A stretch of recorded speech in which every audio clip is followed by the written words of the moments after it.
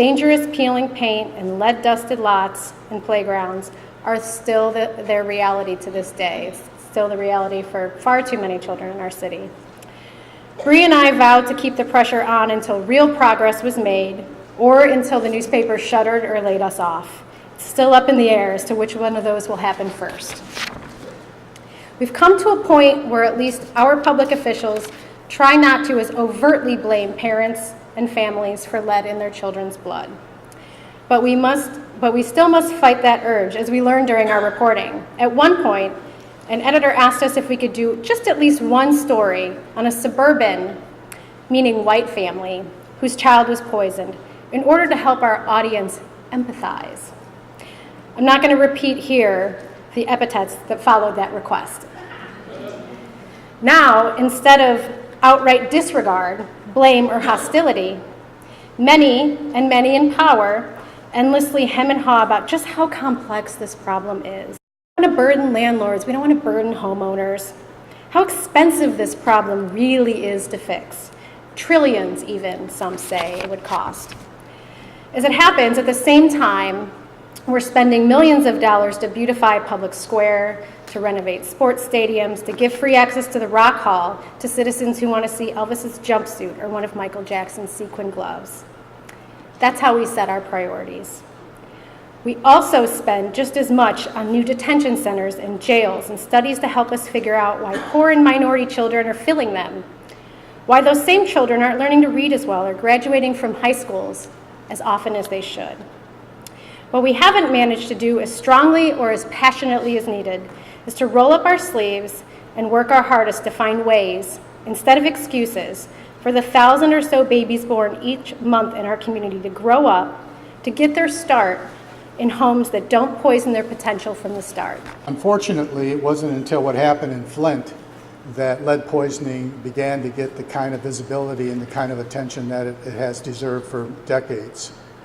Initially, we would hear when we went to community meetings about lead poisoning, well, wasn't that problem solved in 1972? We don't have lead paint anymore. Well, that's true for some communities. It's not necessarily true for all communities.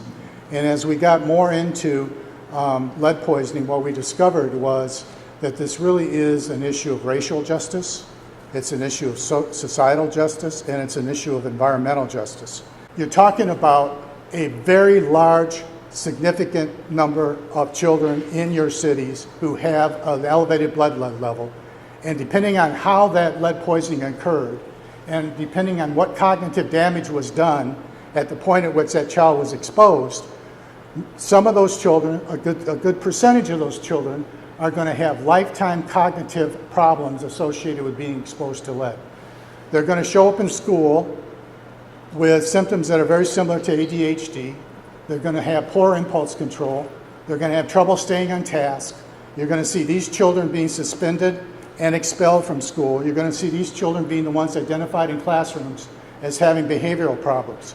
So if you begin to look at the long-term societal cost and long-term cost to these kids, lead is a major contributing factor to the school-to-prison pipeline. Again, this is predominantly a problem in low-income African-American families. We have all of the statistics. We again worked with Kirwan. Factually, we can support this. No one has ever come in and contradicted or challenged our assessment or our indication of what the data really shows. We need to point out is the current structure in Ohio waits till a child's lead poisoned. That's the way we operate. Someone's already said we use children as lead detectors. We don't respond, the government doesn't respond, the health department doesn't respond, the city doesn't respond until a child's been lead poisoned. We felt that we should not wait till children are lead poisoned, but we should look at where the poisoning is occurring and whether or not we can do something to prevent that child from being lead poisoned. And so what we developed was what's called a primary preventive approach. We're going to focus on the conditions that exist, primarily in low-income rental property, because that's where most of the lead poisoning occurs. And we're going to focus on trying to develop a system to make those children safe in this housing. We're not going to be able to address all of the housing conditions, but we're going to start by requiring a significant increase in housing standards by eliminating lead hazards. As I show you these maps, simply try in your mind to overlay these maps on top of each other. and I'll help you as we go along, because what you're going to begin to see is, as we talk about different perspectives, whether we're talking about housing, whether we're talking about age of housing, whether we're talking about where lead poisoning occurs, or even whether we're talking about infant mortality, what we're going to find out as we go through these maps is, when you look at that defined environmental justice area, that's the same area where the lead poisoning is occurring. That's the same area where asthma is a big problem. That's the same area where infant mortality is occurring.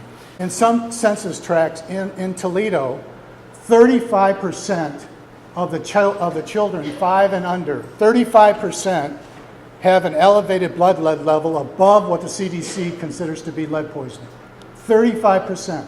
The scientific information is universal that no amount of lead is safe.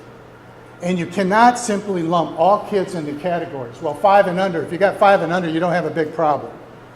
Well, you might have the same kind of cognitive damage as a child that had a 20 microgram as 5, because children are different. One child is much more susceptible to being affected by a neurotoxin like lead than another child. So the other thing we have to dissuade ourselves from is this idea that we can talk about all children because they fall into a category of 5 and above or 5 and below. So no amount of lead is safe. And even small amounts of lead can have significant cognitive damage. All of these folks, every time we go to Columbus and talk to these folks about the importance of trying to do something about lead, what they tell us is, don't talk about this as a racial problem. Just talk about lead and talk about children's health and talk about doing something. But don't talk about it as a racial problem. Well, why? Because it makes people uncomfortable. And when you go into these committee hearings and you start testifying, they don't want you to talk about racism. They don't want you to talk about structural racism. They don't want you to talk about environmental justice because it makes them uncomfortable. Well, I'm sorry, folks, but we need to be a whole lot more uncomfortable around this issue because people are not moving fast enough to try to do something about it. Thank you.